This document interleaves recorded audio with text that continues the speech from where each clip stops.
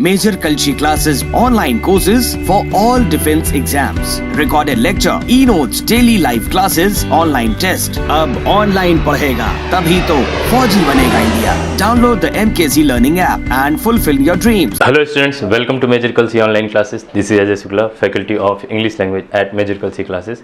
Students आज हम लोग एयरफोर्स के सैम्पल पेपर के बारे में डिस्कशन करेंगे और 20 क्वेश्चंस हम लेके आए हैं और बिल्कुल उसी तरह होगा जैसे कि एग्जामिनेशन में पूछे जाते हैं.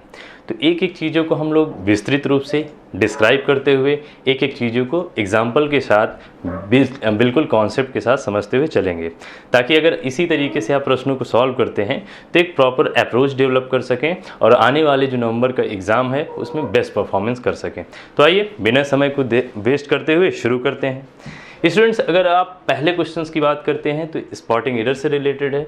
जैसे कि आप सभी जानते हो कि सेंटेंस जो होता है वो 4 पार्ट में डिवाइडेड होता है. तो उसमें आपको करना क्या है, अगर आपको सेंटेंस को पूरा रीड आउट करना है और अगर आपको लगता है कि सेंटेंस में किसी भी प्रकार की गलती है तो ए बी सी में से किस पार्ट में गलती है उसको चुनाव करना है. और अगर आपको लगता है कि सेंटेंस सही है तो आपको डी ऑप्शन को चूज करना है, दैट इज़ नो एरर. तो अगर सेंटेंस लिखा है, सेंटेंस कह रहा है I had worked very hard on this project and my boss was not satisfied. इसका मतलब है कि मैंने इस प्रोजेक्ट पे बहुत कड़ी मेहनत की थी या किया था और मेरे बॉस सेटिस्फाइड नहीं थे. तो अगर आप देखिए कि ये सेंटेंस कहीं ना कहीं सेंटेंस से कंट्राडिक्शन क्रिएट हो रहा है. इसका मतलब ये है कि आपने कड़ी मेहनत की थी तो आपको आपके बॉस को सेटिस्फाइज होना चाहिए था. तो यहाँ पे जो गलती बेसिकली की गई है वो कंजंक्शन की गलती है. और कंजंक्शन की क्या गलती है, कंजंक्शन की एक्चुअली जो गलती यहाँ पे करवाई गई है वो एंड से रिलेटेड गलतियाँ करवाई गई है. क्या गलती है, यहाँ पे हमें कंट्राडिक्शन क्रिएट करने के लिए किसी अन्य कंजंक्शन का यूज़ करना होगा. तो वो क्या हो सकता है, बट का प्रयोग कर सकते हो. बट के अलावा और क्या हो सकता है, येट का भी यूज़ हो सकता है. तो इसको पहले हम रफ कर देते हैं. यानी इसका मतलब यहाँ पे एंड के स्थान पर येट भी आ सकता है, बट भी आ सकता है. तो ये इसमें से बट येट में से ज़्यादा परफेक्ट कौन सा होगा, तो आप बट का प्रयोग कर दोगे. तो करेक्ट, इसका मतलब गलती किस में है, सी में है. तो क्या होना चाहिए, एंड के स्थान पे बट होगा. तो आपका करेक्ट सेंटेंस होगा I had work very hard on this project. इसका मतलब इस प्रोजेक्ट में मैंने बहुत कड़ी मेहनत की थी लेकिन my boss was not satisfied, लेकिन मेरा बॉस सेटिस्फाइड नहीं हुआ. अब अगर बात करते हैं नेक्स्ट क्वेश्चन की ओर स्टूडेंट्स, तो चलिए नेक्स्ट क्वेश्चन की ओर मूव करते हैं. अगला क्वेश्चन है, क्वेश्चन नंबर 2 है. क्वेश्चन नंबर 2 कह रहा है कि she invited all her daughter in laws to the grand party last week. इसका मतलब पिछले सप्ताह उसने अपने सभी डॉटर इन लॉज को इनवाइट किया ग्रैंड पार्टी में. अब देखो यहाँ पे आप गलती तो आप समझ में आ रहा होगा. यहाँ पे देखा जाए तो पास्ट इंडेफिनिट में लिखा है, बिल्कुल सही है. गलती जो है स्टूडेंट यहाँ पे डॉटर इन लॉज में है. क्यों गलती है, क्योंकि आपको पता है ये डॉटर इन लॉज जो लिखा गया है, डॉटर इन लॉ बेसिकली एक कंपाउंड नाउन होता है. और जब भी कंपाउंड नाउन की हम बात करते हैं तो इसका मतलब ये कंपाउंड नाउन क्या होते हैं, जो 2 या 2 से अधिक शब्दों से मिलकर बने होते हैं. वो शब्द प्रीपोजिशन भी हो सकते हैं, वो शब्द प्रीपोजिशन के साथ अन्य नाउन भी हो सकता है, यानी नाउन और प्रीपोजिशन का कॉम्बिनेशन होता है. तो 2 या अधिक शब्दों से अगर मिलके बनते हैं उसी को हम क्या बोलते हैं, डॉटर इन लॉ. एडजेक्टिव भी हो सकता है इसके साथ. तो अब आपको ध्यान देने की ज़रूरत ये है कि जब भी कंपाउंड नाउन को सिंगुलर से प्लूरल में कन्वर्जन किया जाता है तो कंपाउंड नाउन के जो रूट वर्ड होते हैं उनको प्लूरल में कन्वर्ट किया जाता है. अगर मैं आपसे पूछूं डॉटर इन लॉ में रूट वर्ड क्या है, तो आपका रिप्लाई होगा डॉटर है, यानी मूल शब्द क्या है, डॉटर है. तो सिंगुलर से जब आप प्लूरल बनाने की बात करोगे तो यहाँ पे डॉटर की बजाय डॉटर्स कर दिया जाएगा. तो क्या है, डॉटर्स होगा. तो गलती किस में है, बी पार्ट में है. क्या गलती है, डॉटर के स्थान पर डॉटर्स का प्रयोग होना चाहिए. अब इसी तरीके से अगर क्वेश्चन नंबर 3 की बात करते हैं तो सबसे पहले इसको हम रफ कर देते हैं. अब अगर क्वेश्चन नंबर 3 की बात करें स्टूडेंट, क्वेश्चन नंबर 3 की बात करते हैं तो अब देखिए क्वेश्चन नंबर 3 क्या कह रहा है कि my brother in law, same condition यहाँ भी है, my brother in law who lives in Mumbai have come to stay with us. इसका मतलब है कि जो मेरा ब्रदर इन लॉ है जो मुंबई में रहता है, have come to stay with, इसका मतलब have come to stay with us. इसका मतलब हमारे साथ रहने के लिए आ गया है या आ चुका है. अब यहाँ पे एक से ध्यान से पढ़िए एक सेंटेंस को। माई ब्रदर इन लॉ, इस पार्ट में कोई गलती नहीं है। बेसिकली यहाँ पे हु लिव्स इन मुंबई, इस पार्ट में भी गलती नहीं है, क्योंकि यहाँ पे हु है, हु एक रिलेटिव प्रोनाउन है, तो इसका एंटीसीडेंट किस फॉर्म में है, सिंगुलर में है, तो यहाँ पे सिंगुलर वर्ब प्रयोग की गई है, तो यहाँ पे गलती नहीं है। लेकिन आप यहाँ पे आप देखिए हैव का यूज हुआ है, और अगर सेंटेंस को आप रीड आउट करिए तो आप पाएंगे कि ये जो हैव आया है वो ब्रदर इन लॉ के लिए आया है। अब आप देख रहे हो कि ब्रदर इन लॉ किस में है, सिंगुलर कंडीशन में है। तो रूल ऑफ सब्जेक्ट क्या कहता है कि अगर किसी भी सेंटेंस में अगर वर्ब प्रयोग की जाती है तो हमेशा सेंटेंस के सब्जेक्ट के अकॉर्डिंग होना चाहिए। इसका मतलब सब्जेक्ट अगर सिंगुलर है तो सिंगुलर वर्ब होगी, और अगर सब्जेक्ट प्लूरल है तो प्लूरल वर्ब प्रयोग की जाएगी। तो यहाँ पे गलती क्या है, हैव के स्थान पे हैज़ का प्रयोग होना चाहिए। क्या प्रयोग होगा, हैज़ का प्रयोग होगा। तो कुछ लोगों को दिमाग में ये भी लग रहा होगा कि ब्रदर्स इन लॉ अगर कर दें तब पर भी गलत होगा। क्यों? क्योंकि ब्रदर्स इन लॉ अगर कर दोगे तो ये पॉइंट तो सही हो जाएगा, लेकिन गलती किस में हो जाएगी, बी में होगी। तो आप एक ही सेंटेंस में दो गलती नहीं करवा सकता कि इधर ब्रदर्स इन लॉ भी कर दीजिए, इधर लिव्स भी कर दीजिए, तो यहाँ पे लिव कर दीजिए। तो गलती किस में है, बेसिकली गलती सी पार्ट में है। ठीक, तो आशा करता हूँ ये पॉइंट आपको समझ में आ रहा होगा। अब बात करते हैं नेक्स्ट क्वेश्चन की। तो क्वेश्चन नंबर 4 क्या कह रहा है, क्वेश्चन नंबर अगर 4 देखिए, ये भी स्पॉटिंग एरर से ही रिलेटेड है। कह रहा है the teacher advised to the student to borrow a book from the library within 3 days। इसका मतलब ये है कि टीचर ने विद्यार्थी को सलाह दिया था, किस लिए, टू बोरो अ बुक, एक किताब लीजिए, उधार लीजिए, कहाँ से, from the library within 3 days। इसका मतलब पुस्तकालय से 3 दिन के अंदर एक लाइब्रेरी उधार लेने के लिए उन्होंने सलाह दी थी। अब यहाँ पे आप देखिएगा स्टूडेंट्स, एडवाइस के साथ प्रीपोजिशन टू कभी नहीं आता। इसका मतलब ये है कि एडवाइस हो, जिसी तरीके से आप बोल सकते हो डिस्कस भी है, ठीक है। कुछ इंग्लिश ग्रामर में कुछ ऐसी वर्ब्स होती हैं जिनके साथ हम जिनके ठीक बाद प्रीपोजिशन का यूज़ जनरली नहीं करते हैं। तो अगर इसी तरीके से कमांड का यूज़ कर दो, कमांड हो गई, डिस्कस हो गई, इसी तरीके से अटैक हो गया, इसी तरीके से एडवाइस हो गया, ऑर्डर भी प्रयोग होता है। तो मेरा कहने का मतलब ये है कि अगर इन वर्ब का प्रयोग कहीं भी हुआ है तो इनके ठीक बाद अगर नाउन आएगा तो हम किसी भी स्थिति में इनके बाद हम किसी प्रीपोजिशन का यूज नहीं करेंगे। तो करेक्ट क्या होना चाहिए, the teacher advised the student का प्रयोग होना चाहिए। तो गलती किस पार्ट में, ए में है। क्या गलती है, प्रीपोजिशन टू का प्रयोग नहीं किया जाएगा। अच्छा, अब हम क्वेश्चन नेक्स्ट की बात करते हैं स्टूडेंट। अब यहाँ पे क्वेश्चन नंबर अगर 5 की बात करते हैं तो ये सेंटेंस इंप्रूवमेंट से रिलेटेड है। अब सेंटेंस इंप्रूवमेंट में जैसे हमें पूरा सेंटेंस पढ़ना है, सेंटेंस के कुछ पार्ट को अंडरलाइन किया है और उसी अंडरलाइन पार्ट को आपको देखना है कि क्या गलती है। अगर आपको लगता है कि सेंटेंस में किसी भी प्रकार की गलती नहीं है तब आपको डी ऑप्शन चूज करना होगा, नो इंप्रूवमेंट को। लेकिन अगर लगता है कि किसी भी प्रकार के इंप्रूवमेंट की आवश्यकता है तो ए बी सी में से कौन सा पार्ट होना चाहिए उसी को आपको परफेक्ट चुनाव करना है। आइए सबसे पहले सेंटेंस का मतलब समझते हैं। कह रहा है the police failed in its attempt to disperse the crowd. इसका मतलब है कि पुलिस, डिस्पर्स मतलब होता है बिखेरना या अलग करना। तो ऐसी स्थिति में इसका मतलब है कि जो पुलिस थी वो क्राउड को डिस्पर्स करने में असफल हो गई। कब, बिफोर द मिसक्रिएंट। मिसक्रिएंट का मतलब होता है उपद्रवी या उद्यमी या जो एनार्की फैलाने का काम करते हैं, उसी को हम मिसक्रिएंट्स बोलते हैं। कब, before the miscreants set the fire on the बस। अब कहने का मतलब ये है, ध्यान दीजिएगा, एक चीज आप समझ लीजिए, अगर हम कहीं भी set a thing on fire का यूज करते हैं, देखिए एक ये समझ लीजिए, इसका मतलब है किसी चीज में आग लगाना। क्या होता है, किसी चीज में आग लगाने के सेंस में यूज करते हैं। तो आप ये समझ पा रहे होगे शायद, किसी चीज में आग लगाना। तो ठीक है, अब यहाँ पे ध्यान से समझिएगा क्वेश्चन नंबर 5 में, इसका मतलब है set a thing on fire, मतलब किसी भी चीज में आग लगाने के सेंस में हम यूज करते हैं। तो आप समझ गए होंगे, सेट आया ही है, ठीक है, थिंग क्या है, बस है यहाँ पे, और आगे हमने क्या यूज कर दिया, ऑन फायर। तो यहाँ पे क्या बन गया, set a thing on fire. कब, miscreant set the fire on the bus की जगह पे set the bus on fire. इसका मतलब उन्होंने बस में आग लगा दी। तो गलती, अगर सही देखा जाए इसका सही विकल्प कौन सा होगा, इसका ए ही होगा। तो इसका आगे आपको रीड आउट करने की आवश्यकता नहीं है। अब आइए नेक्स्ट क्वेश्चन की बात करते हैं। देखते हैं नेक्स्ट क्वेश्चन क्या कह रहा है। नेक्स्ट है वन वर्ड सब्स्टिट्यूशन से है, तो आपको वाक्यांशों के लिए एक शब्द पूछ रहा है। तो सेंटेंस है one who believes that events are decided by fate. इसका मतलब है कि ऐसा व्यक्ति जो विश्वास करता है कि जो इवेंट्स होती हैं, जो घटनाएं होती हैं, वो भाग्य से निर्धारित होती हैं, ये पहले से डिसाइड होती हैं। ठीक है, इसका मतलब भाग्य के द्वारा निर्धारित की जाती हैं। तो अब अगर इगोइस्ट की बात करते हैं, इगोइस्ट तो इसका मतलब होता है स्वार्थी।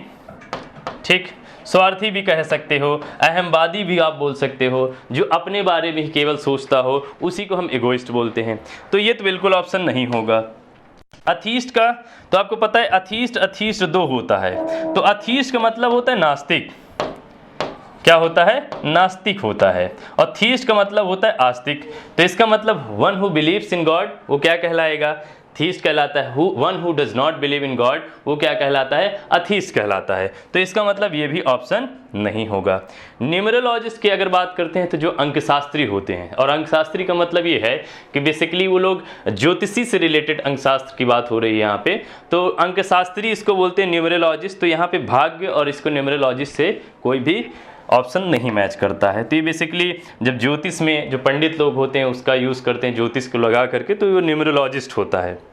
अंकों से खेलने का काम करते हैं, अंकों से किसी के फ्यूचर को जानने की कोशिश करते हैं। लास्ट वाला देखते हैं, यही ऑप्शन है फैटलिस्ट। फैटलिस्ट। अब इसका अगर हम बात करते हैं फैटलिस्ट, तो हमें पता है कि दैववादी या भाग्यवादी जो होते हैं उन्हीं को हम क्या बोलते हैं? फैटलिस्ट बोलते हैं। ठीक, तो इसका मतलब है कि जो भाग्यों पर विश्वास करता है वो भाग्यवादी कहलाता है। तो अच्छा, इसके और मान लीजिए कोई ऑप्शन, मान लो फैटलिस्ट के स्थान पे अगर कोई और हो जाता तो डिटर्मिनिस्ट भी हो सकता है। क्या हो सकता है? डिटर्मिनिस्ट।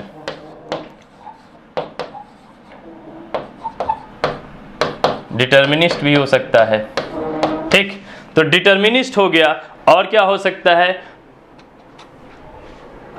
इसमें अगर देखा जाए प्रीडेस्टिनेटेरियन भी हो सकता है। इसका मतलब ये है कि एक डिटर्मिनिस्ट भी आ गया। अब डिटर्मिनिस्ट के अलावा और भी शब्द हो सकते हैं। क्या हो सकते हैं? प्रीडेस्टिनेटेरियन हो सकता है, और क्या हो सकता है? नेसेसिटेरियन भी हो सकता है। तो कहने का मतलब चाहे डिटर्मिनिस्ट आ जाए, चाहे नेसेसिटेरियन आ जाए, या फिर प्रीडेस्टिनेटेरियन आ जाए, तो भी करेक्ट माना जाएगा। तो इसमें से आपको समझ में आ गया होगा कि छठवां का कौन सा होगा? डी होगा। आइए अब नेक्स्ट क्वेश्चन की ओर डिस्कशन करते हैं। नेक्स्ट क्वेश्चन आप देख रहे होंगे, ये फिल इन द ब्लैंक से रिलेटेड है। तो फिल इन द ब्लैंक से अगर रिलेटेड है तो उसको हम समझते हैं। लिखा है Rituparna dash her loan till now. एक चीज़ आप समझ लीजिए, यहाँ पे ये टेंस की बात कर रहा है। तो कह रहा है कि अभी तक ऋतुपर्णा ने, अब यहाँ पे डिड नॉट पे है कि हैज़ नॉट पेड होगा कि विल नॉट पे है, या इज़ नॉट पेइंग होगा। तो देखो यहाँ पे एक्चुअली अगर बात किया जाए सेंस से, तो आपको इस शब्द से पकड़ लेना चाहिए, टिल नाउ से। जनरली अभी तक के सेंस में यूज हुआ है या अब तक के सेंस में यूज हुआ है। तो अगर हम बात करते हैं, कुछ शब्द होते हैं जैसे जनरली अगर हम जस्ट की बात करते हैं, इसी तरीके से टिल नाउ हो गया, अप टू द प्रेजेंट हो गया, उसी तरीके से येट की बात हो जाए, ये सिंस से फॉर की भी बात कर दें, तो बेसिकली कुछ शब्द ऐसे होते हैं। सिंस और फॉर की तो बात अगर हम करें तो इसको हम continuous, present perfect continuous, past perfect continuous, और आवश्यकता पड़ने पर फॉर का यूज़ हम फ्यूचर परफेक्ट कॉन्टिन्यूअस में करते हैं। और फ्यूचर परफेक्ट कॉन्टिन्यूअस में सिंस के स्थान पर फ्रॉम को प्रीफर किया जाता है, लेकिन प्रेजेंट परफेक्ट टेंस में भी हम सिंस और फॉर का प्रयोग कर सकते हैं। तो यहाँ पे जैसे जस्ट हो गया, टिल नाउ हो गया, अप टू द प्रेजेंट हो गया, अप टू नाउ होता है। तो ऐसे शब्दों का यूज ज़्यादातर हम प्रेजेंट परफेक्ट टेंस में करते हैं। किस में करते हैं? प्रेजेंट परफेक्ट टेंस में। तो Rituparna has not paid her loan till now, इसका मतलब है ऋतुपर्णा ने अभी तक अपने लोन का भुगतान नहीं किया है। तो आगे आपको कुछ पढ़ने की आवश्यकता नहीं है, जैसे कि हम कॉन्सेप्ट आपको बता दिए हैं। तो आगे समझते हैं। आगे लिखा है you will not be allowed to enter dash you have an entry pass. अब यहाँ पे unless you have an entry pass, when you have entry pass, but you have an entry pass, या if you have an entry pass. देखो अब यहाँ पे अगर बात किया जाए, आप सेंस क्या कह रहा है कि you will not be allowed to enter. इसका मतलब ये है कि जब तक आपके पास एंट्री पास नहीं होता है, एक एंट्री पास नहीं होता आपके पास, तब तक आपको प्रवेश नहीं करने दिया जाएगा। तो आई थिंक ज़्यादातर लोग समझ गए होंगे कि अनलेस का ही यूज होगा। तो यहाँ पे अनलेस का यूज हम ज़्यादातर इफ़ नॉट, यानी इसका यूज जो होता है वो इफ़ नॉट के सेंस में यूज करते हैं, यानी यदि नहीं। हिंदी में क्या बोलेंगे, यदि नहीं के अर्थ में इसको हम प्रयोग करेंगे। तो मतलब देखिए व्हेन का यूज देखो, अब अगर सभी को सेट करके देखो तो सेंस भी नहीं निकलेगा। You will not be allowed to enter when you have an entry pass. इसका मतलब है कि जब तक आपके पास एंट्री पास होगा तो आपको अनुमति नहीं दिया जाएगा अंदर के लिए, तो ये बिल्कुल नहीं होगा। उसी तरीके से बट का भी यूज और इफ का भी प्रयोग उसी सेंस, मतलब अगर देखा जाए तो इस सेंटेंस में बचे हुए 3 जो ऑप्शन है वो परफेक्ट मीनिंग नहीं दे रहे हैं। तो करेक्ट क्या होना चाहिए, करेक्ट जो होगा वो ऑप्शन ए होगा। इफ नॉट के सेंस में हम अनलेस का यूज करेंगे। ये बेसिकली अगर देखा जाए कंडीशन, ये शर्त आधारित ये एक कंजंक्शन होता है, तो हम इसका प्रयोग करेंगे। ठीक, इसी तरीके से बहुत लोग आप सुने होंगे अंटिल का भी यूज करते हैं। तो अंटिल जो होता है वो समय आधारित शर्तों के लिए, यानी कहते हैं कि समय के लिए प्रयोग किया जाता है। और अनलेस का यूज जो होगा वो शर्त आधारित होगा, या कार्य आधारित आप शर्त बोल सकते हो। अब अगर यहाँ पे नेक्स्ट की बात करें, क्वेश्चन नंबर 9 की स्टूडेंट बात करते हैं। तो क्वेश्चन नंबर 9 देखते हैं। क्वेश्चन नंबर 9 बेसिकली ये एंटोनिम से रिलेटेड है। तो ये एंटोनिम से है तो इसका मतलब हम विलोम की बात कर रहे हैं। ठीक, तो विलोम है, अब लिखा है प्रॉस्पेरिटी। तो प्रॉस्पेरिटी का मतलब होता है समृद्धि। क्या होता है, समृद्धि। ठीक है, तो इसका मतलब समृद्धि का उल्टा क्या होना चाहिए। तो अब देखो यहाँ पे लिखा है प्रॉपर्टी। प्रॉपर्टी का मतलब होता है उपयुक्तता। तो उपयुक्तता है तो ये तो बिल्कुल हो नहीं सकता। प्रॉपर्टी आपको पता है कि संपत्ति होती है, तो ये भी बिल्कुल नहीं होगा। बिल्कुल यहाँ पे थर्ड वाला ऑप्शन ही होगा इसका, क्योंकि पर्स्पिकासिटी की अगर हम बात करते हैं स्टूडेंट, तो पर्स्पिकासिटी का मतलब होता है समझदार, जिसके अंदर कोई गहराई तक जान के कोई चीज़ को समझ सकता है, उसी को हम पर्स्पिकासिटी बोलते हैं उसको। तो गहराई में जाकर समझने को पर्स्पिकासिटी बोलेंगे। और यहाँ पे एडवर्सिटी का मतलब होता है विपत्ति। समृद्धि, विकास, बहुत ज़्यादा धन संपन्न है और बहुत ज़्यादा आपकी विपत्ति आ गई, आपके जीवन में गरीबी आ गई, बहुत ज़्यादा परेशानी को आपको सामना करना पड़ रहा है, वो असमृद्धि कहलाएगा। तो अगर इसकी सही विकल्प की बात करते हैं तो 9 का सी होगा। लेकिन देखो और इसका क्या हो सकता है, एक तो एडवर्सिटी हो सकता है, एडवर्सिटी के अलावा और क्या हो सकता है, डिजास्टर भी तो हो सकता है ना। क्या हो सकता है, डिजास्टर भी हो सकता है, और क्या हो सकता है, हार्डशिप भी हो सकता है ना। हार्डशिप है ना, हार्डशिप भी हो सकता है, और मिशैप भी होता है। क्या होगा, मिशैप, MISHAP। तो मिशैप भी इसका वर्ड हो सकता है। तो कहीं ना कहीं अगर बात करते हैं, अगर एडवर्सिटी आता है, अगर डिजास्टर आता है, हार्डशिप, मिशैप में से कुछ भी अगर एक विकल्प दे देता है तो आप प्रॉस्पेरिटी का जस्ट अपोजिट इसको टिक कर दोगे। आइए चलिए नेक्स्ट क्वेश्चन की बात करते हैं स्टूडेंट। क्वेश्चन नंबर 10 की बात करते हैं। तो देखिए क्वेश्चन नंबर 10 भी जो है स्टिमुलेट। तो पहली बात तो ये समझिए कि स्टिमुलेट का मतलब होता है प्रेरित करना, प्रेरित करना। ठीक है, प्रेरित करना या बढ़ाना या प्रोत्साहित करने के सेंस में यूज करते हैं। तो एंटोनिम है तो इसका मतलब इनकरेज है, तो ये तो इसका सिनोनिम्स हो जाएगा। तो आई थिंक ये स्टिमुलेट, प्रेरित करना, तो आप समझ गए हो कि किसका डिस्कवरेज ही होगा। और टेम्प्ट की बात करते हैं तो टेम्प्ट का मतलब होता है लुभाना। इसका मतलब है किसी चीज़ को लुभाने के सेंस में हम टेम्प्ट का यूज़ करते हैं। और इंस्टिगेट का मतलब भी होता है भड़काना या प्रेरित करना। तो यहाँ पे ऑप्शन बी होगा, डिस्कवरेज होगा। क्या होगा, डिस्कवरेज के सेंस में हम यूज़ करेंगे इसका। तो इसका मतलब आपको समझ में आ गया होगा, इसका डिस्कवरेज होगा, डिस्यूएड भी हो सकता है, डिसहार्टन भी हो सकता है ना। तो ये आपको समझ में आ गया होगा, डैम्पेन भी होगा। तो मेरा कहने का मतलब ये है कि डिस्कवरेज के अगर अन्य शब्दों की बात करते हैं तो इसमें डिस्कवरेज हो गया, डैम्पेन भी हो सकता है, डिसहार्टन भी हो सकता है। तो किसी का भी अगर प्रयोग हुआ है सेंटेंस में तो आप इसको उचित विकल्प मानेंगे। आइए अब नेक्स्ट की बात करते हैं क्वेश्चन नंबर 11 की। क्वेश्चन नंबर 11 है, सिनोनिम से रिलेटेड है, रिकरेंट। तो इसका मतलब होता है, रिकरेंट का मतलब होता है कि जो बार बार घटित हो। तो बार बार घटित होने से तो आप समझ गए होंगे कि अगर देखा जाए फ्लोइंग बैकवर्ड, इसका मतलब है पीछे की ओर बहाव होने के सेंस में हम फ्लोइंग बैकवर्ड बोलते हैं। तो ये ऑप्शन नहीं होगा। हीलिंग क्विकली की बात करते हैं, इसका मतलब जल्दी से सही होना। हील का मतलब होता है जल्दी से स्वास्थ्य सही होने के लिए। तो हम ये भी नहीं करेंगे, क्योंकि सिनोनिम्स का मतलब है कि हमें समान अर्थ देने वाले शब्द को या शब्दों के समूह को चूज करना है। अगर question number option number C को देखिए तो लिखा है हैपनिंग रिपीटेडली। इसका मतलब है कोई चीज़ बार बार घटित होती है तो उसके लिए हम प्रयोग करते हैं, तो यही इसका सही विकल्प होगा। टाइमली बिल्कुल नहीं होगा। तो हैपनिंग रिपीटेडली, कोई चीज़ बार बार अगर घटित होता है, रिपीटेड आप बोल सकते हो। इसका अगर मान लीजिए हैपनिंग रिपीटेडली ना दिया हो, रिपीटेड दिया हो, और क्या हो, रिपीटेटिव भी दिया हो, क्या दिया हो, रिपीटेटिव भी दिया हो, तो वो भी सही हो जाएगा। तो कहने का मतलब ये है कि रिकरेंट में हैपनिंग रिपीटेडली आया है और रिपीटेड भी आया है और या फिर रिपीटेटिव आया है, तो इसमें से किसी का भी प्रयोग हो सकता है। हाँ, ये एक चीज़ और है कि अगर मान लीजिए पीरियोडिक भी दे दिया, तो कोई भी चीज़ अगर पीरियोडिक तरीके से हो रही है तो भी हो सकता है। फ्रीक्वेंट अगर मान लीजिए ऑप्शन में दे दिया तो फ्रीक्वेंट भी हो सकता है। तो फ्रीक्वेंट हो गया आपका, पीरियोडिक हो गया, अगर रिपीटेड हो गया, रिपीटेटिव हो गया, तो इसमें से कोई भी अगर ऑप्शंस प्रोवाइड किए जाते हैं, मान लीजिए हैपनिंग रिपीटेडली नहीं आया है, तो उसके स्थान पे कोई भी अगर विकल्प प्रोवाइड किए जाते हैं तो उसमें से भी सही माने जाएंगे। तो अच्छा, तो अब नेक्स्ट की बात करते हैं। तो इसका मतलब इसका सी सही था। अगर अगले क्वेश्चन की बात करते हैं तो देखो क्वेश्चन नंबर 12 की बात करते हैं। तो व्हील है, तो इसका मतलब क्या होता है, ढक देना। क्या होता है, ढक देना। तो ये देखिए सेक्लूड का मतलब होता है एकांत होता है, मौन, किसी चीज़ के लिए विलाप करना। रिपेंट का मतलब होता है पश्चाताप, कोई चीज़ के लिए पछताने के सेंस में यूज़ करते हैं। और कॉन्सियल का मतलब होता है छिपाना। तो अगर आप बात करो व्हील का, अगर समानार्थी शब्द की बात की जाए, सिनोनिम्स की बात करें, तो व्हील का सिनोनिम्स क्या होगा, कॉन्सियल होगा। इसका और क्या हो सकता है, इसमें कवर भी तो हो सकता है, बिल्कुल हो सकता है। इसी में और क्या हो सकता है, इनफोल्ड भी हो सकता है। क्या हो सकता है, इनफोल्ड। तो स्पेलिंग है ENFOLD। इनफोल्ड हो सकता है, कवर भी हो सकता है ना, हाइड भी हो सकता है। तो मेरा कहने का मतलब ये है कि कॉन्सियल आ जाए, कवर, इनफोल्ड या हाइड आ जाए, तो कोई भी एक विकल्प अगर देता है तो उसको आप परफेक्ट मानोगे। तो वेल का सही ऑप्शन क्या होगा, सी होगा।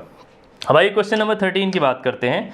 क्वेश्चन नंबर 13 आप देखिए लिखा है PQRS से रिलेटेड है। तो जैसा कि हम हर बार बताते हैं कि अगर सेंटेंस जो है PQRS से रिलेटेड है तो हम कुछ चीज़ों को ध्यान देते हैं। क्या क्या, सबसे पहले तो हम हमेशा ध्यान देते हैं कि सब्जेक्ट वर्ब एग्रीमेंट को फॉलो कर रहा है कि नहीं। मतलब जो आपको PQRS दिया जाएगा तो ये आप देखिए कि PQRS का सीक्वेंस फॉलो कर रहा है कि नहीं। एडवर्ब ऑफ टाइम वगैरह को आप देखिए, प्रीपोजिशन की कंडीशन देखिए, कंजंक्शन की कंडीशन देखिए, रिलेटिव प्रोनाउन की कंडीशन देखिए, रिलेटिव एडवर्ब की कंडीशन देखिए। तो इन सभी को क्या है, एक कनेक्शन मिल जाता है कि किसके बाद क्या होना चाहिए।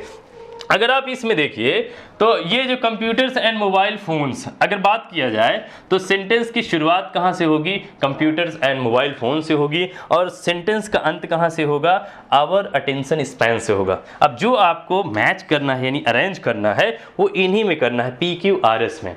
अब देखो किसी भी सेंटेंस में मैंने बोला कि क्या फॉलो करना है आपको, सब्जेक्ट वर्ब और ऑब्जेक्ट के कॉन्सेप्ट को ध्यान देना है, तो काफ़ी चीज़ें आपको आसान हो जाती है। तो कभी कभी ऑब्जेक्ट दे भी सकता है, नहीं भी आ सकता है। अब अगर शुरुआत करते हैं computers and mobile phones, computer और मोबाइल फोन्स, तो यहाँ पे एक चीज़ देख लो कि क्यू से शुरुआत है SS, तो इसका मतलब ये ऑप्शन नहीं है ना। अब क्यू से हो सकता है SS से, तो हम यहाँ पे देखें कंप्यूटर्स एंड मोबाइल फोन्स, उसके बाद क्या दिया है, आर टर्निंग अस। टर्निंग अस का मतलब है कि हमें किस चीज़ में बदल दे रहे हैं, इनटू। अब क्यू के बाद आर देखिए, लेजी राइटर्स, इसका मतलब कंप्यूटर एंड मोबाइल फोन्स हमें एक लेजी राइटर के रूप में कन्वर्ट, लेजी राइटर की तरह हमें कन्वर्ट किए तरह जा रहे हैं, एस। फिर क्या है, रूइनिंग आवर स्पेलिंग, हमारे स्पेलिंग को यानी जो हमारे लिखने की शैली है, लिखने की कला है, उसको बर्बाद किए जा रहे हैं। एंड पी ग्रामर, और ग्रामर में and reducing our attention span. Students I think आपको आगे मूव करने की आवश्यकता नहीं है, C-D-B ऑप्शन नहीं होगा, क्योंकि अगर इसको सही तरीके से एक बार में पूरा पढ़ा जाए तो देखो क्या अर्थ निकलता है। Computers and mobile phones, computer और मोबाइल फोन्स क्या कर रहे हैं, are turning us into lazy writers. इसका मतलब है हमें लेजी राइटर्स की तरह कन्वर्ट किए दे रहे हैं। फिर उसके बाद रूइनिंग आवर स्पेलिंग, हमारे स्पेलिंग्स को बिगाड़ रहे हैं, खराब किए दे रहे हैं। एंड, और उसके साथ साथ ग्रामर को भी खराब कर रहे हैं। And reducing our attention span, और हमारा जो ध्यान करने का जो अवधि है, स्पैन का मतलब होता है अवधि होती है, उसको भी घटाने का काम कर रहे हैं। तो अगर सही बात किया जाए तो 13 का कौन सा सही है, ए सही माना जाएगा, QRSP। तो आई थिंक ये आपको समझ में आ रहा होगा। एक आइडिया डेवलप करना है कि सब्जेक्ट वर्ब ऑब्जेक्ट को आपको फॉलो करना है। प्रीपोजिशनल इसके अलावा भी बहुत टाइप के बन सकते हैं। तो ये तो एक तरीके से हो गया। तब हो सकता है किसी में ऑब्जेक्ट आया हो, नहीं भी आता है, तो ऐसे में कुछ और भी दे सकता है, फ्रेज दे सकता है, कोई अन्य क्लॉज भी जोड़ सकता है। तो इन सभी चीज़ों को आपको ध्यान देने की जरूरत है। आइए नेक्स्ट क्वेश्चन की बात करते हैं। अब अगर क्वेश्चन नंबर 14 की बात करते हैं तो ये वॉइस से रिलेटेड है। अब वॉइस से रिलेटेड है तो लिखा है do not inform the police about the robbery. इसका मतलब ये है कि रोबरी के बारे में, डकैती के बारे में या चोरी के बारे में पुलिस को इन्फॉर्म मत करो या मत कीजिए। तो बेसिकली यहाँ पे अगर बात किया जाए तो ये एक इंपरेटिव सेंटेंस है। हमें पता है कि इंपरेटिव सेंटेंस की शुरुआत किससे होती है? मेन वर्ब से होती है। अगर इंपरेटिव सेंटेंस निगेटिव हुआ तो डू नॉट का हम यूज करते हैं। अब देखो, ये अगर देखा जाए तो do not inform the police चोर है तो निवेदन तो कर नहीं रहा है, ना तो निवेदन या विनती की बात नहीं हो रही है और सलाह का भी नहीं बात हो रही है। तो ये ऑर्डर से संबंधित है। तो देखो, ऑर्डर से संबंधित वाक्यों में अगर मान लीजिए ऑब्जेक्ट मौजूद है तो हम लेट की मदद से बनाते हैं। किसकी मदद से? लेट होता है, ऑब्जेक्ट होता है और फिर हम नॉट का यूज करते हैं और फिर उसके बाद बी का यूज कर देते हैं देन वर्ब की थर्ड फॉर्म। तो इसका मतलब अगर देखा जाए तो यहां से इसका इन्फॉर्म के बाद ये ऑब्जेक्ट है। तो अगर हम सही से देखें तो आप समझ गए होंगे कि क्या होना चाहिए। तो पहला वाला तो होगा नहीं, ठीक है, और इसका मतलब लास्ट वाला भी नहीं होगा। अब आगे देखते हैं, यहाँ पे लिखे let the police be informed about the robbery. तो स्टूडेंट्स यहाँ पे नॉट है तो ये भी ऑप्शन नहीं होगा। तो नॉट आया है तो let not the police be informed about the robbery. एक चीज आपके दिमाग में होगा कि सर अभी आपने तो स्ट्रक्चर में बताया कि ऑब्जेक्ट के बाद नॉट आएगा। स्टूडेंट्स अगर मान लीजिए जनरल स्ट्रक्चर यही होता है कि लेट के बाद ऑब्जेक्ट आएगा, फिर हम नॉट का यूज करेंगे, बी और वर्ब की थर्ड फॉर्म का यूज करते हैं। बट एक चीज आपको समझने की बात है कि अगर मान लो कि दिए गए ऑप्शंस में ये ऑप्शन नहीं मौजूद है तो ऐसी स्थिति में नॉट का यूज हम ऑब्जेक्ट के पहले अर्थात लेट के बाद भी प्रयोग कर देते हैं। ये कब होगा? जब आपको तब फॉलो करना है जब ये वाला विकल्प, इसका मतलब लेट ऑब्जेक्ट नॉट BV3 का प्रयोग नहीं हुआ होगा और नॉट का प्रयोग लेट के ठीक बाद अगर कर दिया होगा तो इसी विकल्प को उचित मानेंगे या परफेक्ट मानेंगे। तो इसका कौन सा सही है? बी सही है इसका। Let not the police be informed about the robbery. अच्छा चलिए, इसका मतलब क्वेश्चन नंबर 14 का जो है बी नंबर सही माना जाएगा। अब आगे बात करते हैं नेक्स्ट क्वेश्चन की। तो क्वेश्चन नंबर अगर नेक्स्ट की बात करें स्टूडेंट्स, नरेशन से रिलेटेड है। अब नरेशन में आप देख सकते हो लिखा ही सेड, उसने कहा I am glad to be here this evening. यहाँ आज इस शाम को होकर मैं बहुत ज़्यादा यहाँ पर होकर बहुत ज़्यादा खुश हूँ। ठीक है, तो हमें पता है कि ये बेसिकली ये सेंटेंस है असर्टिव से संबंधित है और बेसिक रूप से अगर देखा जाए ये एक अफर्मेटिव सेंटेंस है। तो इसका ही शेड के बाद हम क्या जोड़ेंगे? हमें पता है कनेक्टिव के रूप में हम दैट का यूज करेंगे। और आई है तो आई जो होता है वो हमेशा रिपोर्टिंग वर्ब के सब्जेक्ट के अकॉर्डिंग चेंज होता है। तो सब्जेक्ट के स्थान पे क्या है? ही है, तो हमने भी ही का यूज कर दिया। ठीक है, इज एम आर जो होता है वॉज वर्ब में, तो बेसिकली ही के साथ यहाँ पे वॉज हो गया। फिर यहाँ पे हियर है तो हमें पता है हियर किस में बदलता है? देयर में कन्वर्ट होता है, तो ये कन्वर्ट हो गया। अब दिस को किस में बदलते हैं? दैट में, और दैट इवनिंग हो गया। तो स्टूडेंट्स आपको आगे रीड आउट करने की आवश्यकता नहीं है, क्योंकि एक चीज पकड़ सकते हो यहाँ पे। पहली बात तो जितने भी ऑप्शंस दिए गए हैं इसमें दैट आया ही नहीं, तो इसका मतलब ये नहीं होगा, BCD नहीं होगा। इसका 15 का अगर सही विकल्प की बात करते हैं तो 15 का ए ही सही माना जाएगा। आई थिंक ये आपको समझ में आ रहा होगा, क्योंकि आप देख सकते हैं दिस इवनिंग यहाँ भी लिखा है, दिस इवनिंग यहाँ भी है, दिस इवनिंग यहाँ भी है, तो बाकी बहुत सारी गलतियाँ हैं और कनेक्टिव का भी यूज़ नहीं किया गया। हमें पता है कि अगर सेंटेंस जो है असर्टिव से रिलेटेड होता है तो हम कहीं ना कहीं कनेक्टिव का यूज़ करते हैं। चलिए आगे बढ़ते हैं। क्वेश्चन नंबर अच्छा आप देखिए, अगर बात करते हैं तो यहाँ पे पैसेज दिया है, तो इसका मतलब आपको 5 क्वेश्चंस जो होंगे वो आपके पैसेज के होंगे और हमें पैसेज से रिलेटेड क्वेश्चंस को सॉल्व करना है। तो हमने और भी वीडियोस में आपको बताया था कि पैसेज को आप 2 तरीके से सॉल्व कर सकते हो। कैसे? एक तो आप सीधा सीधा पैसेज को पढ़ करके और फिर उसके बाद प्रश्नों का आप उत्तर दे सकते हो, जितने भी क्वेश्चंस दिए गए हैं उनको आप आंसर दे सकते हैं। एक जो सबसे बेस्ट तरीका होता है, तो सबसे बेस्ट तरीका ये होता है कि आप सीधा सीधा पैसेज के क्वेश्चंस को सबसे पहले पढ़िए और उसके बाद पैसेज को पढ़िए। इससे एक आइडिया मिलता है कि किस पैराग्राफ में या फिर पैराग्राफ की किस लाइन में एक आइडिया आपको मिलता जाता है कि हाँ भाई ये कहीं ना कहीं इन्फॉर्मेशन जो है ये क्वेश्चन में पूछी गई है तो उसको आप आसानी से उत्तर दे सकते हो। आइए चलते हैं, पहले सबसे पहले जैसे कि हम हमेशा टेक्निक्स को अडॉप्ट करते हैं कि हम करते क्या है कि सबसे पहले हम क्वेश्चंस को पढ़ते हैं। आगे क्वेश्चन नंबर 16 की अगर बात करते हैं तो क्वेश्चन नंबर 16 है nature has made man realise that the fact that. इसका मतलब nature has made man realise, इसका मतलब नेचर ने, जो हमारी प्रकृति है, मनुष्य को क्या किया है रियलाइज करवाने में, दैट द फैक्ट। इसका मतलब है रियलाइज द फैक्ट, इसका मतलब फैक्ट को रियलाइज करवाई है नेचर जो है कि। अब आगे क्या है वो हम लोग देखेंगे। फिर क्वेश्चन नंबर 17 है। क्वेश्चन नंबर 17 अगर देखते हैं, which of the following statements about the bee humming birds is true. यहाँ पे कह रहा है निम्नलिखित में से कौन से कथन किसके बारे में, बी हमिंग बर्ड के बारे में सही है। तो ये कुछ न कुछ हमिंग बर्ड के बारे में कहा गया है। फिर अगर क्वेश्चन नंबर 18 की बात करते हैं, humming birds need a lot of energy in order to. इसका मतलब जो हमिंग बर्ड्स होती हैं उसको बहुत ज़्यादा उनको एनर्जी की ज़रूरत होती है, किस लिए। फिर देखते हैं, फिर लिखा है question number 19, the humming birds are exclusive in the sense that. Exclusive विशिष्ट, ये विशेष के सेंस में यूज हुआ है, किस लिए, किस सेंस में है कि। अब लास्ट क्वेश्चन की बात करते हैं तो क्वेश्चन नंबर 20 है the word incredible in the passage means. इसका मतलब पैसेज में एक शब्द इनक्रेडिबल का यूज किया गया है, उसका क्या मतलब होता है।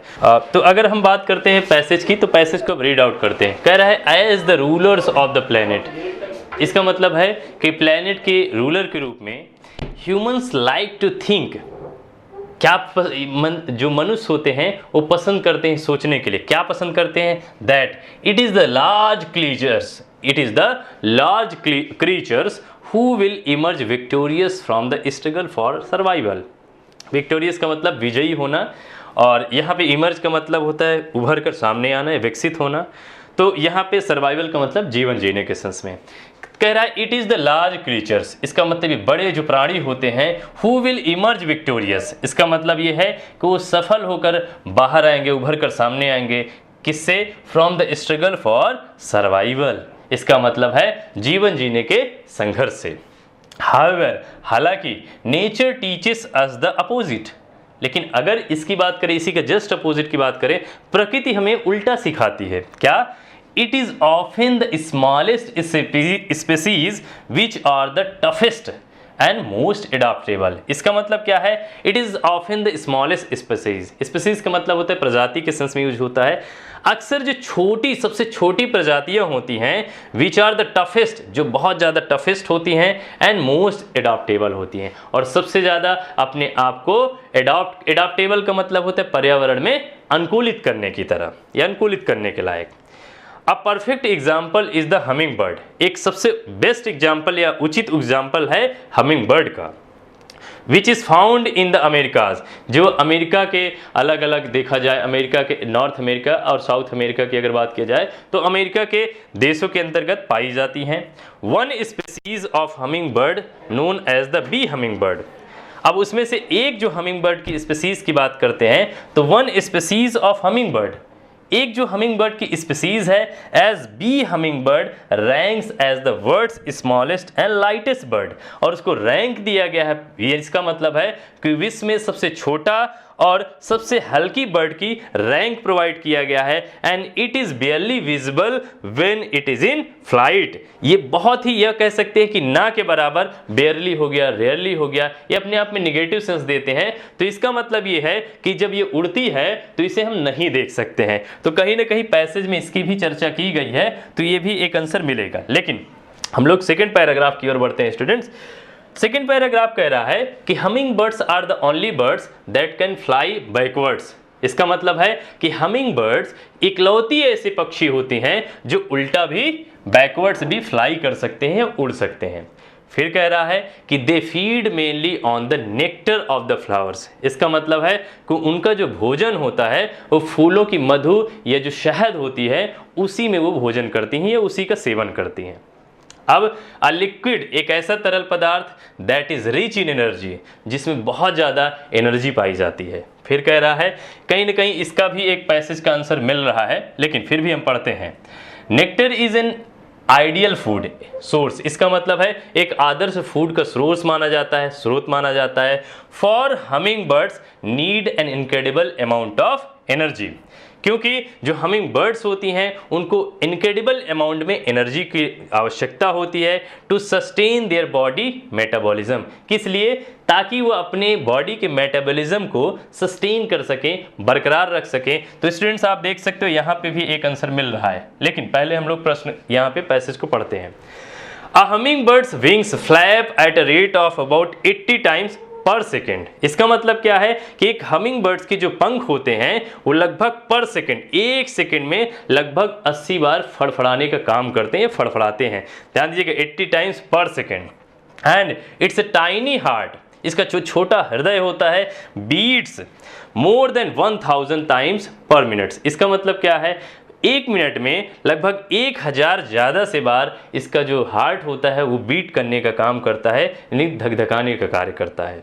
This is why they must consume relatively large quantities of food. यही रीज़न है कि वो अवश्य रूप से ज़्यादा मात्रा में फूड का कंज्यूम करने का काम करती हैं in the course of a day. इसका मतलब अपने पूरे दिन के कोर्स में इसका मतलब पूरे दिन में A hummingbird consumes about half its body weight in the nectar। इसका मतलब क्या है?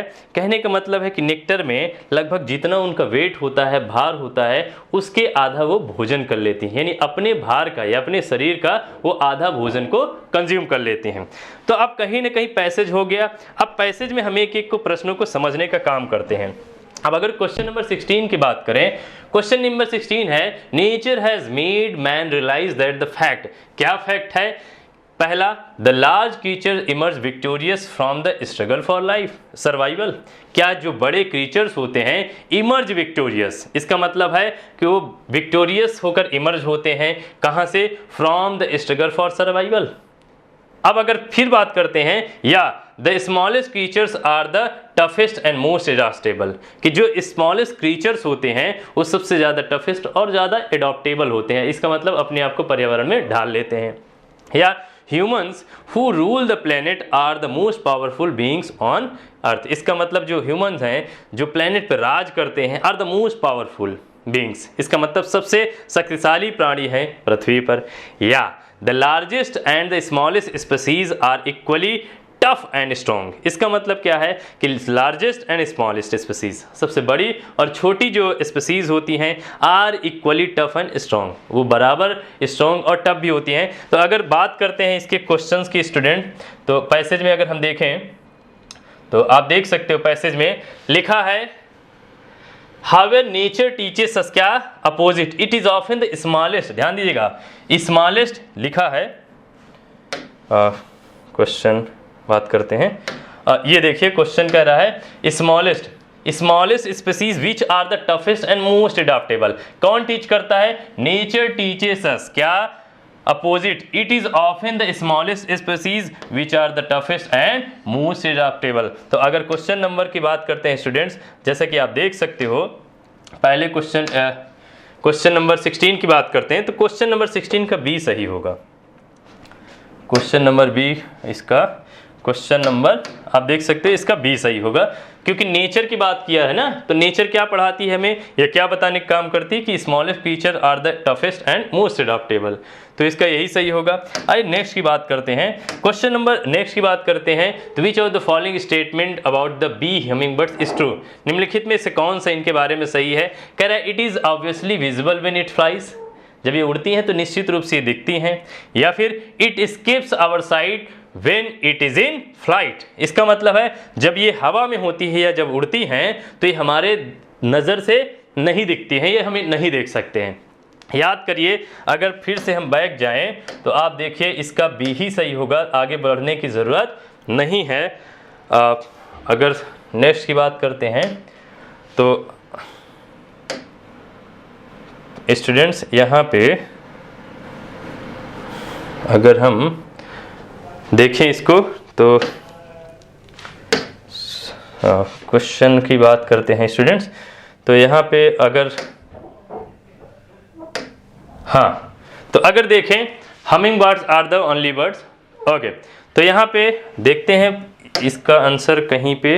ओके, ये देखिए लिखा है as the words smallest and lightest bird and it is barely visible when it is in fly. आप देख सकते हो कि इसका मिल गया है। तो अगर क्वेश्चन के अकॉर्डिंग अगर देखें स्टूडेंट्स, तो आप देखोगे कि कौन सा सही है। अगर विच ऑफ द फॉलोइंग, तो बेसिकली अगर सही उत्तर की बात करें तो ये बी ही इसका सही होगा। इट स्केप्स आवर साइट, इसका मतलब है कि जब ये हवा में होती है, जब उड़ी होती हैं, तो हमारी आंखों से नहीं दिखती हैं। अब अगर क्वेश्चन नंबर 18 की बात करते हैं स्टूडेंट्स, क्वेश्चन नंबर 18 क्या कह रहा है, बहुत ईजी है। Humming birds need lot of energy in order to, किस लिए होती हैं? अगर इसका मतलब हमिंग बर्ड्स को एनर्जी की जरूरत होती है, इसका मतलब नीड लॉट ऑफ एनर्जी किस लिए? अगर देखा जाए तो पहले ही है सेंटेंस में इसका आंसर दिया गया है। किस लिए जरूरत होती है? मेंटेन देयर बॉडी मेटाबॉलिज्म, इसका मतलब है कि अपने बॉडी मेटाबॉलिज्म को मेंटेन करने के लिए, ये इसका मतलब मेंटेनिंग द बॉडी मेटाबॉलिज्म, इसका मतलब अपने शरीर के जो मेटाबॉलिज्म होता है उसको मेंटेन करने के लिए उन्हें एनर्जी की जरूरत होती है। तो ये भी पैसेज में कहा गया है flap their wings and fly backwards, इसके लिए बिल्कुल नहीं। Sustain a steady rhythm of a heart beat, इसका मतलब किस लिए जरूरी होता है कि उनके हार्ट बीट को, उनका जो रिदम होता है उसको सस्टेन करने के लिए, बिल्कुल पैसेज में नहीं कहा गया है। Win the struggle for survival, या जीवन जीने के लिए उन्हें विन द स्ट्रगल, इसका मतलब संघर्ष में, to win in the struggle for survival, जो सर्वाइवल के लिए जो संघर्ष होता है उसमें विजेता बनने के लिए ज़रूरत होती है। नहीं, पैसेज में ये भी नहीं कहा गया है। आप पैसेज में देख सकते हो, अगर हम पैसेज में देखें किस लिए ज़रूरत है तो आप देख सकते हैं पैसेज किस लिए एनर्जी की ज़रूरत होती है। ये देखिए हम अंडरलाइन भी किए थे, किस लिए? To sustain their metabolism. ये देखिए incredible amount of energy to sustain their, किस लिए? Body metabolism. तो इसका मतलब अगर क्वेश्चन की बात करते हैं स्टूडेंट्स, तो कौन सा सही होगा? क्वेश्चन नंबर 18 का बेसिकली यहाँ पे बी ही सही, ए सही माना जाएगा, मेंटेन देयर मेटाबॉलिज्म। अच्छा, अब अगर नेक्स्ट क्वेश्चन की बात करते हैं तो नेक्स्ट क्वेश्चन कह रहा है the humming birds are exclusive in their sense that, किस लिए एक्सक्लूसिव होती हैं? क्या?